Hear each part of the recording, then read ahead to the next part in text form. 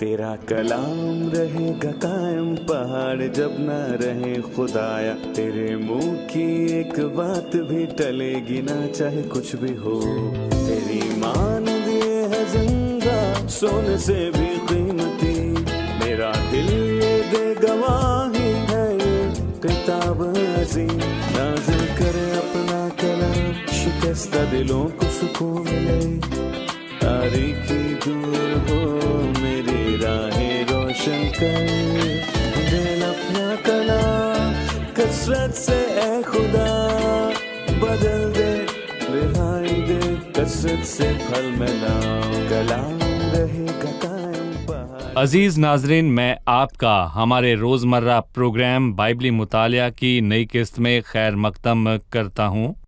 ہم دل سے دعا کرتے ہیں کہ یہ پروگرام سب ناظرین کے لیے برکت کا باعث ہو، اور آپ اس پروگرام کے وسیلے سے خدا کا زندہ کلام جانیں اور ہمارے ساتھ مل کر بائبل مقدس کی کتب کا مطالعہ کریں۔ شاید آپ کو کوئی بھی ایسا نہ ملا ہو جو خدا کے کلام کو بیان کرے۔ خدا ان کے فضل سے ہم پاک روح پر تکیہ کرتے ہیں۔ اب ہم اس عظیم کتاب کا مطالعہ کریں گے، اس کے سبب سے ہماری جان کو شادمانی اور خداوند کو جلال ملتا ہے۔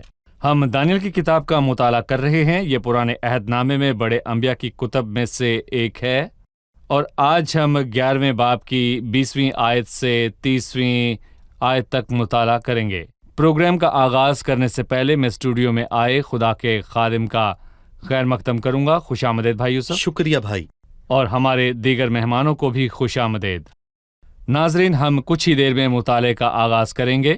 اگر آپ کا بائبل مقدس میں سے کسی بھی قسم کا سوال ہو تو آپ ہماری ویب سائٹ پر ہمیں ارسال کیجیے، اور ہماری ویب سائٹ info@biblimutaliah.com ہے، اور اس کے علاوہ وقفے کے دوران دیے گئے نمبرز پر آپ رابطہ کریں، ہم آپ کے سوالوں کا جواب ضرور دیں گے۔ ہم ایک چھوٹے سے وقفے کے بعد مطالعے کا باقاعدہ آغاز کریں گے۔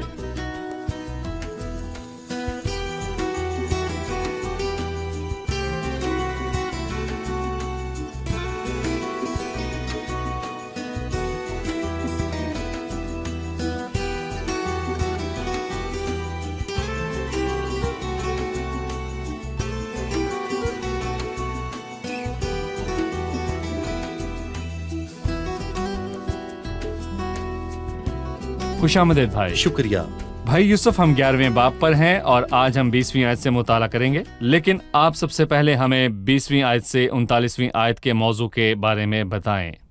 در حقیقت ان آیات میں ایک شریر کردار پر غور کیا ہے، یعنی کہ انتخوس اپیفینس، اور اس کا ذکر 8ویں باب میں ہوا ہے۔ اس کو چھوٹا سینگ کہا گیا۔ جی، وہ مستقبل کے عصور کی علامت ہے جو آخری ایام میں ظاہر ہوگا۔ یہ 40 آیت سے لے کر باب کے آخر تک یہی موضوع ہے۔ اور شاہ شمال کا خاتمہ ہوگا اور کوئی اس کی مدد نہ کرے گا۔ یہاں ایک بہت ہی خاص شخص انتیخوس اپیفینس کا بیان ہے، اور یہ وہ شخص ہے جو 160 قبل از مسیح میں ظاہر ہوا، اور اس نے ہیکل اور یہودی لوگوں کو تباہ کیا۔ وہ ایک شریر شخصیت ہے، اور یہاں اس کے آغاز اور انجام کے بارے میں لکھا ہے۔ بھائی یوسف، آج کے مطالعے میں ہم دونوں عہد ناموں کے بیچ کے دور کے بارے میں جانیں گے، تاریخی دور۔ جی بھائی یوسف، اب میں آپ کے سامنے 11ویں باب کی 20ویں آیت سے پڑھنا صحیح۔ چاہوں گا۔ اور اس کی جگہ ایک اور برپا ہوگا جو اس خوبصورت میں خراج گیر کو بھیجے گا، لیکن وہ چند روز میں بے قہر و جنگ ہی ہلاک ہو جائے گا۔ پھر اس کی جگہ ایک پاجی برپا ہوگا جو سلطنت کی عزت کا حقدار نہ ہوگا، لیکن وہ نگہبان آئے گا اور چاپلوسی کر کے مملکت پر قابض ہو جائے گا، اور وہ سیلاب افواج کو اپنے سامنے رگے دے گا اور شکست دے گا، اور امیر عہد کو بھی نہ چھوڑے گا، اور جب اس کے ساتھ عہد و پیمان ہو جائے گا تو دغا بازی کرے گا، کیونکہ وہ بڑھے گا اور قلیل جماعت کی مدد سے اقتدار حاصل کرے گا۔ وہ ایام امن میں ملک کے زرخیز مقامات میں داخل ہوگا، اور جو کچھ اس کے باپ دادا اور ان کے آباء و اجداد سے نہ ہوا تھا کر دکھائے گا۔ وہ غنیمت اور لوٹ اور مال ان میں تقسیم کرے گا، اور کچھ عرصے تک مضبوط قلعوں کے خلاف منصوبے باندھے گا۔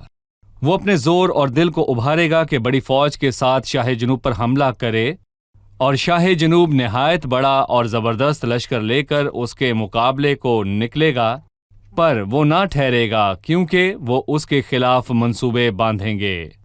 बल्कि जो उसका दिया खाते हैं वही उसे शिकस्त देंगे और उसकी फौज परागंदा होगी और बहुत से कत्ल होंगे। और इन दोनों बादशाहों के दिल शरारत की तरफ माइल होंगे, वो एक ही दस्तरखान पर बैठकर झूठ बोलेंगे, पर कामयाबी ना होगी क्योंकि खात्मा मुकर्ररा वक्त पर होगा। तब वो बहुत सी गनीमत लेकर अपने मुल्क को वापस जाएगा और उसका दिल अहद मुकद्दस के खिलाफ होगा और वो अपनी मर्जी पूरी करके अपने मुल्क को वापस जाएगा। इस तारीखी तफसील को समझने के लिए हमें हर आयत को समझने की जरूरत है। जी भाई यूसुफ। 21वीं आयत से इंतिखुस एपिफेनिस के बारे में बात शुरू होगी और पिछली आयत में उसके ज़हूर का तारुफ हुआ है, और इस मौजू को समझने के लिए 17वीं आयत में हम शाह शुमाल के बारे में पढ़ते हैं कि वो ये इरादा करेगा कि अपनी मुमलिकत की तमाम शौकत के साथ उसमें दाखिल हो और सादिक उसके साथ होंगे। वो कामयाब होगा और वो उसे जवान कवारी देगा कि उसकी बर्बादी का बाइस हो। और यहाँ पर कोलोपत्रा की बात हुई, वो बतालमूस की बीवी बनी ताकि वो अपने बाप की खातिर अपने शोहर की जासूसी करे ताकि उसके वालिद को जंग में फतह मिले, लेकिन दरअसल वो अपने शौहर के साथ वफादार रही और ये बहुत अच्छी बात है। और इस तरह जी। उसके बाप का मंसूबा नाकाम हुआ और उसको उससे कुछ फायदा ना होगा और उसके नतीजे में उसने अपना रुख बहरी मुल्क की तरफ किया ताकि यूनान को फतह करे, और उसमें वो बुरी तरह नाकाम हुआ और कत्ल हुआ। किसी ने उसका साथ ना दिया। जंग के नतीजे में शिकस्त हुई और खराजगीर उनके पास भेजे गए ताकि उन लोगों से महसूल इकट्ठा करें। पर मैं कहूँगा कि यहाँ लिखा है, लेकिन वो चंद रोज में बेकहरो जंग ही हलाक हो जाएगा। लोग महसूल नहीं दे सकते थे, उन्होंने उसको जहर दे दिया और उसने पहले बादशाह की गलती की कीमत को अदा किया और उसने लोगों पे बेजा महसूल और टैक्स वसूल किए। उसके मरने के बाद उसकी जगह इंतिखुस चहारम एपिफेनिस ने आकर ली। एक बाची बर्पा होगा जो सल्तनत की इज्जत का हकदार ना होगा। वो उस तख्त का हकदार ना था, वो छोटा बेटा था। सो मैं कहूँगा कि अगर वो सच में छोटा बेटा था तो वो तख्त उसे कैसे मिला। बाइबल बताती है कि उसने ये चापलूसी से किया। धोखे और चापलूसी से वो ये तख्त हासिल करने में कामयाब हुआ। और बाइबल मुकद्दस में लिखा है कि वो कैसे बर्पा हुआ और उसने यहूदियों से सख्त अदावत रखी। और अगर हम 31वीं आयत का बागौर मुताला करें तो हम जानेंगे जी कि उसने 170 कबल मसीह में 2 बहुत ही बड़े गुनाह किए थे। सबसे पहला गुनाह कि उसने 1 लाख यहूदियों को मारा, और उसका दूसरा सबसे बड़ा गुनाह उसने हैकल को नापाक किया और हैकल के मज़बा पर सूअर की कुर्बानी को चढ़ाया। हम ये जानते हैं कि यहूदी सूअर को नापाक जानते हैं, मतलब कि वो सूअर को पसंद नहीं करते। उनको तैश दिलाने के लिए उसने मज़बा पर सूअर की कुर्बानी चढ़ाई और उसको उजाड़ने वाली मकरूह चीज़ कहा है। उसने कत्ल किया और हैकल को नापाक किया। 32वीं और 35वीं आयत में बयान है कि दीनदार लोग ठोकर ना खाएंगे, ये मकाबीस हैं। और मैं कहूँगा कि मकाबीस की पहली और दूसरी किताब में उन सूरमाओं का बयान है कि उन सूरमाओं ने दर हकीकत क्या क्या किया। और आखिरकार ये तारीखी कुतब हैं, इसमें जी 2 हाँ, बिल्कुल। अहदनामों के दरमियान हुए वाक़यात बयान करदा हैं। जी भाई यूसुफ, मैं चंद तारीखी अल्फाज से बाइबल मुकद्दस में लिखे तारीखी वाक़यात जी। को अच्छी तरह जानने की कोशिश करूंगा। दानियल 11वें बाब की 21वीं आयत से 28वीं आयत में इसका जिक्र हुआ। लिखा है, शुमाल से आने वाला शरीर और जालिम बादशाह सलोकी था, असूरी जिसे अंतुखस चहारम एपिफानिस कहते हैं। वो इसराइलियों का कातिल है। अपने भाई सलोकस के मरने के बाद उसने तख्त हासिल किया। ये मकतूल बादशाह दिमित्रियस अव्वल सोतर के बेटों में से एक था। वो अपने बाप का जानशीन था जो उस वक्त रोम में कैद था। एंतियोखस ने इस सब का फ़ायदा उठाया और असूर की सल्तनत पर काबिज हुआ। एंतियोखस के लश्कर ने मिस्र के सलाब अफवाज को अपने सामने रगेदा और शिकस्त दी, और इसराइल के अहद सरदार उनियास सोम का भाई मिनालाउस दिमागी मरीज था। उसके भाई 171 साल कबल अज़ मसीह में एंतियोखस के कहने पर उसको कत्ल किया। एंतियोखस ने मिस्र की तख्त की लड़ाई का फ़ायदा उठाया और बैतुल मुस्तहारम के ساتھ اتحاد کیا اور بیت الموس ہشتم کے خلاف کامیاب ہوا۔ بیت الموس ہشتم کا نام ایوگتس دوم بھی تھا۔ یہ دانیل 11ویں باب کی 7ویں آیت میں موجود بادشاہ سے مختلف ہے۔ اس اتحاد کی بدولت مصر میں انتیوخیس بادشاہ اثر و رسوخ قائم ہوا۔ اس نے چھوٹے سے لشکر کی مدد سے منفیس اور اسکندریہ تک مصر کے کئی علاقوں کو فتح کیا۔ انتیوخیس نے دوستی کی آڑ میں مصر کی زرخیز مقامات تک رسائی حاصل کی، ان کو مہنگے تحفے دیے تاکہ ان کا ساتھ حاصل کرے۔ یہ تحفے جنگ میں سے ملنے والا مال غنیمت اور لوٹ کا حصہ تھے۔ انتیوخیس نے اپنے دشمن فیلومیتر پر حملہ کیا۔ فیلومیتر نے اپنے وفادار لوگوں کے دھوکے کی وجہ سے شکست کھائی۔ انتیوخیس نے اس کو اسیر کیا۔ انتیوخیس نے یہ ظاہر کیا کہ مصر کی سلطنت کے لیے بیت الموس کی مدد کر رہا ہے۔ دونوں بادشاہوں نے جھوٹ بولا۔ انتیوخیس نے فیلومیتر کو منفیس کا بادشاہ بنایا جبکہ یورگستس نے اسکندریہ پر حکمرانی کی۔ تاریخ بتاتی ہے کہ اسور کے بادشاہ کو مایوسی ہوئی کیونکہ مصر کے دونوں بادشاہوں نے اتحاد قائم کرنے پر اتفاق کیا۔ آپ اس پر کیا کہیں گے؟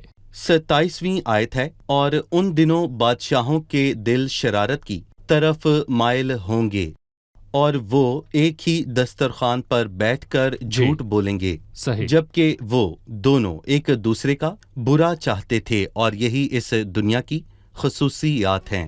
صحیح بھائی یوسف، ابھی ہم ایک رپورٹ دیکھیں گے پھر مطالعے میں آگے بڑھیں گے۔ بہت سے لوگ یہ سوال کرتے ہیں کہ اگر دانیل نے یہ دور نہیں دیکھنا تھا تو اس کو ان کے بارے میں کیوں بتایا؟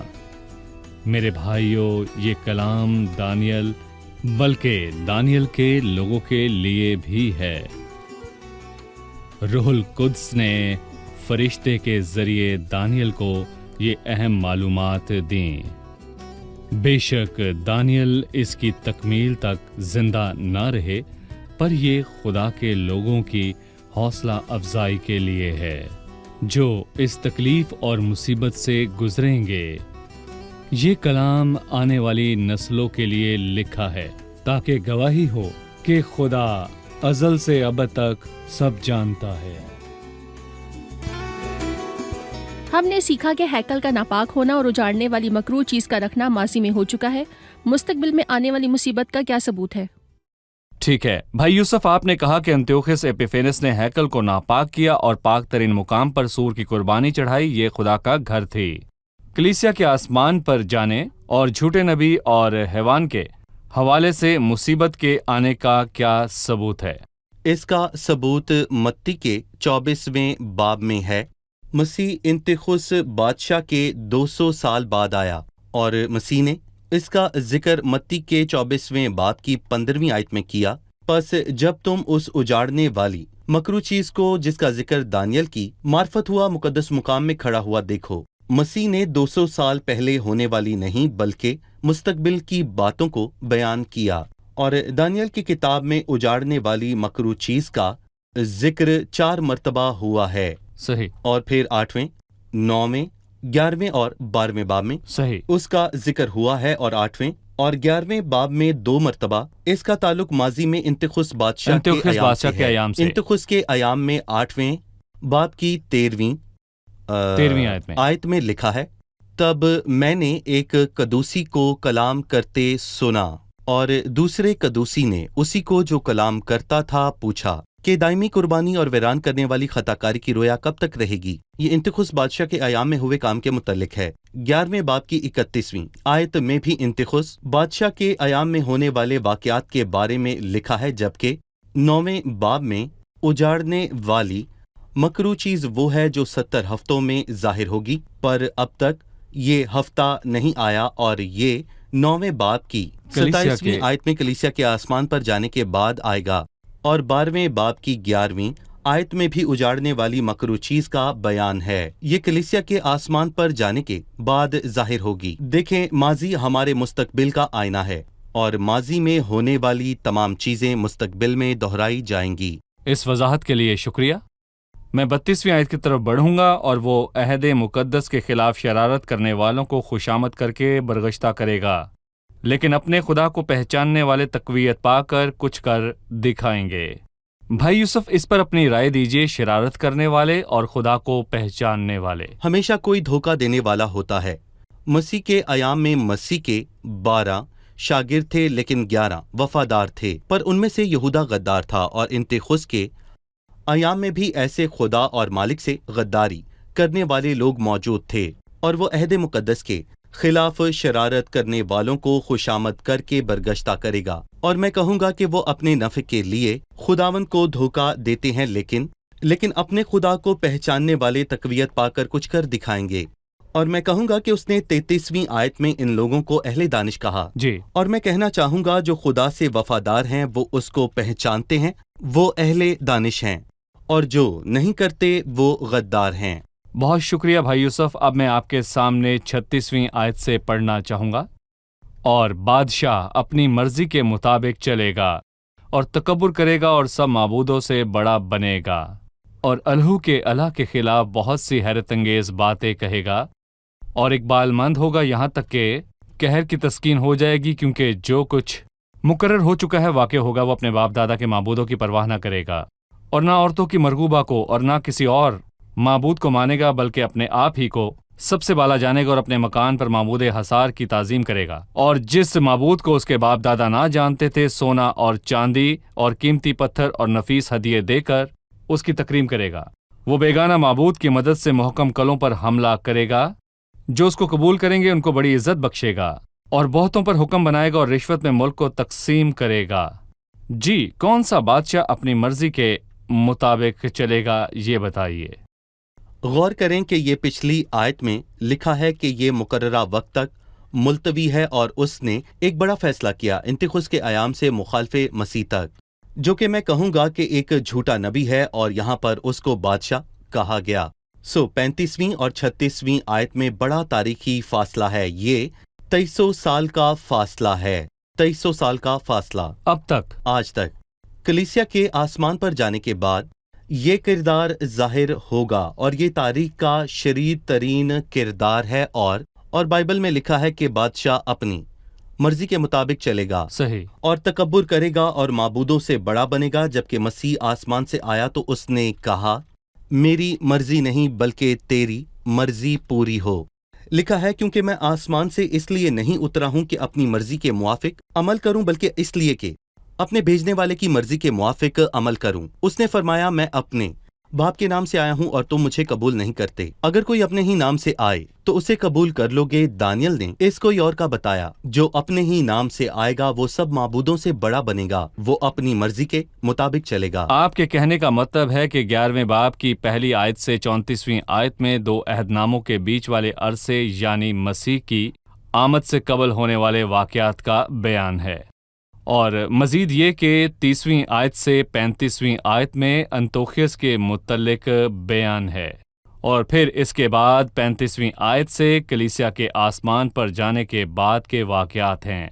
भाई यूसुफ, ये 2300 साल का तारीखी फासला है। ये उस वक्त और कलीसिया के आसमान पर जाने तक का वक्फा है। और 36वीं आयत से मुस्तकबिल के वाक़यात बयान हैं। सही। यहाँ बादशाह मुखालिफ मसीह या झूठा नबी है। भाई यूसुफ, आप हमें मुखालिफ मसीह या झूठे नबी के बाइबल मुकद्दस में और नाम बताएं। देखें भाई, मैं कहूँगा कि उसके तकरीबन 14 नाम हैं। मिसाल के तौर पर हैवान को ज़मीन से निकालते वक्त झूठा नबी और बादशाह, बेकार चरवाहा और बेदीन। और यही नहीं बल्कि बाइबल मुकद्दस में मैं कहूँगा कि इसके नाम है मसलन ज़बूर 10 में इंसान जो खाक है, और ज़िक्रिया के 11वें बाब में लिखा है कि बेकार चरवाहा जो गले को छोड़ जाता है, और दूसरे थसलनीकियों के दूसरे बाब में इसको बेदीन कहा गया है। और यूहन्ना में लिखा है वो जो अपने ही नाम से आएगा। मैंने बहुत से नाम बताए, और ये दुनिया का शरीर तरीन किरदार होगा, और इसीलिए सिर्फ 2 शख्सियात को हलाकत का फर्जंद कहा गया है। यहूदा इस्करियोती और दूसरे थसलनीकियों के दूसरे बाब में इस किरदार को हलाकत का फर्जंद कहा गया है। ये वो है जो हर एक माबूद से अपने आप को बड़ा ठहराता है। उसको कई जगह पर गुनाह का शख्स भी लिखा है।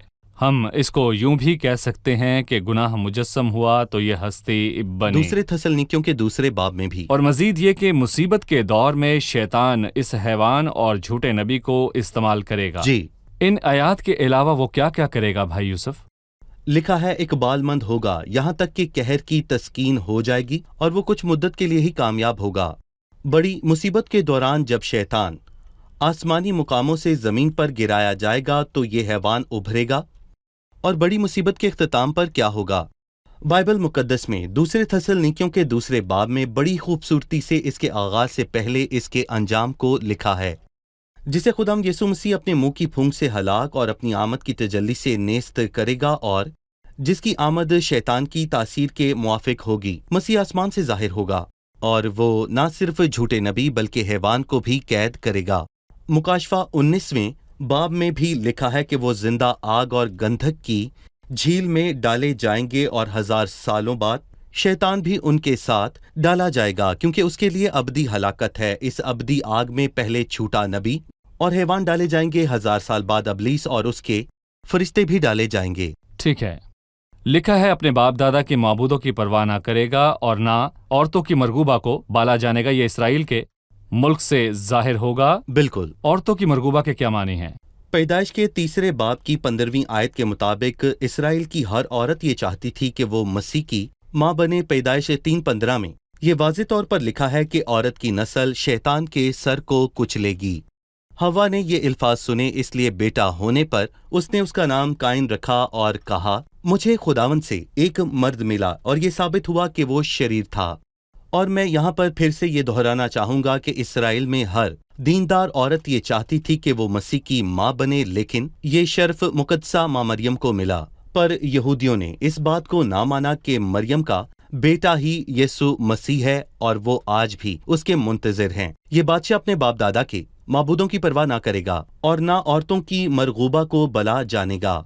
और मैं कहूँगा कि खुदावन और उसके मसीह के खिलाफ जमीन के बादशाह सफराई करेंगे। और हाकिम आपस में मशवरा जी करके हाँ, कहते हैं। बिल्कुल। शुक्रिया। अब हम मेहमानों से एक और सवाल जानेंगे।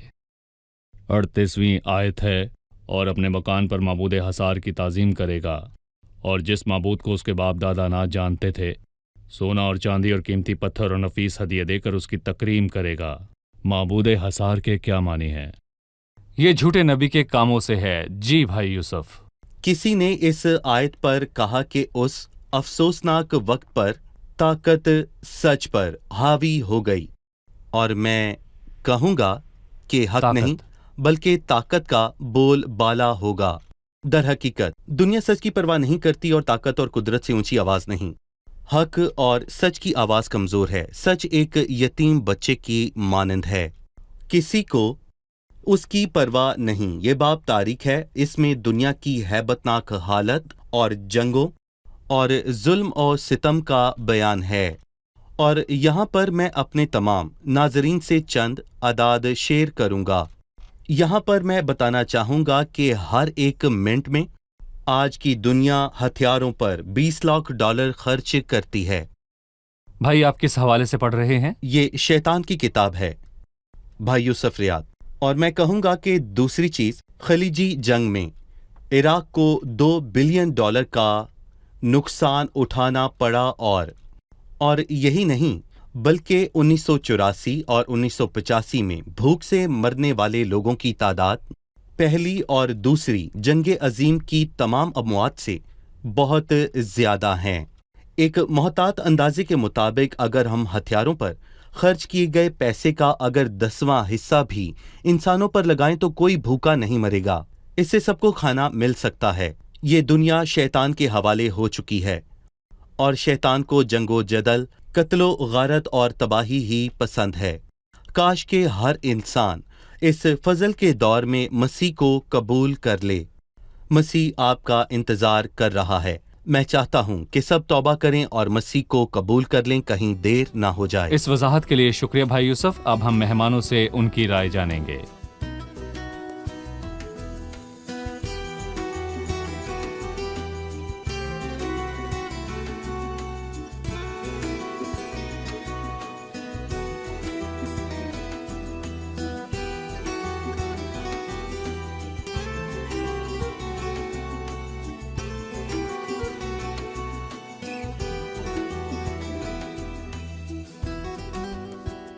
آپ تیار ہیں؟ آج کی قسط میں ہم نے 21 تا 34 آیات میں سے ایک نمایاں رہنما کے متعلق پڑھا۔ اس نے 2 عہد ناموں کے درمیان کے دور میں خدا کے لوگوں سے عداوت رکھی۔ اس دوران مکاشفات نہ ملے۔ کوئی بتائے گا کہ وہ کون ہے اور اس نے کیا کیا؟ یہ انتیوخیس ایپیفانس ہے جو 160 سال قبل از مسیح میں رونما ہوا۔ اس نے 1,00,000 یہودیوں کو قتل کیا، اور مزید یہ کہ اس نے ہیکل کے مذبح پر سور کو اس نے قربان کیا، ہیکل کو ناپاک کیا۔ جی بالکل۔ ایپیفینس کا مطلب ہے روشن ہونا۔ لوگ اس کو ایپیفینس یا دیوانہ کہتے تھے، اور بے شک وہ پاگل دیوانہ تھا۔ آپ سب کا شکریہ بھائی یوسف، بھائی آپ کا بھی شکریہ۔ عزیز ناظرین، بائبل مقدس میں لکھی ہر ایک بات پورے طور پر مکمل ہوئی۔ تاریخ کی تمام کتب میں ان واقعات کا ذکر ملتا ہے، لیکن مستقبل کا بھی پہلو ہے جو یقیناً پورا ہوگا۔ بائبل مقدس نے اس کو پہلے ہی بیان کیا ہے، کیونکہ یہ سچائی کا کلام ہے۔ آپ ان ہولناک باتوں کو سن کر ڈر جاتے ہوں گے۔ بائبل مقدس فرماتی ہے، اے خشکی اور تری تم پر افسوس۔ سو عزیزوں، میں آپ کو بتاتا ہوں، اس سے بچنا ہے تو صلیب پر کیے مسیح کے کام کو قبول کریں۔ کلیسیا کے آسمان پر جانے کے بعد دنیا میں یہ سب ہوگا۔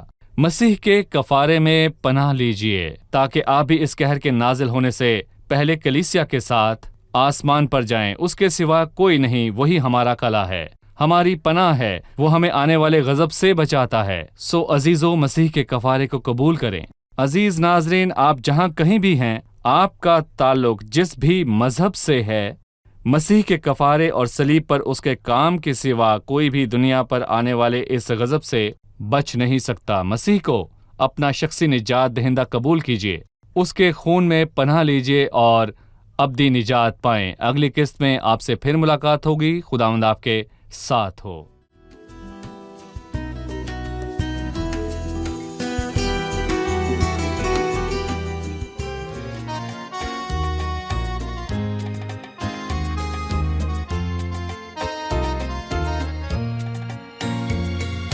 حبيبي وأنت الذي ما فعلت رديا جعلت لأجلي ردي كشاة تساق إلى الذبح سرت وكاللص صرت أيا سيدي فيا لي من آثم معتدي ويا لك من غافر مفتدي تدق يداه فداء يدي فماذا أرد لك سيدي وأنت العلي وأنت الإله لك القلب وديه طول الحياة لك القلب وديه طول الحياة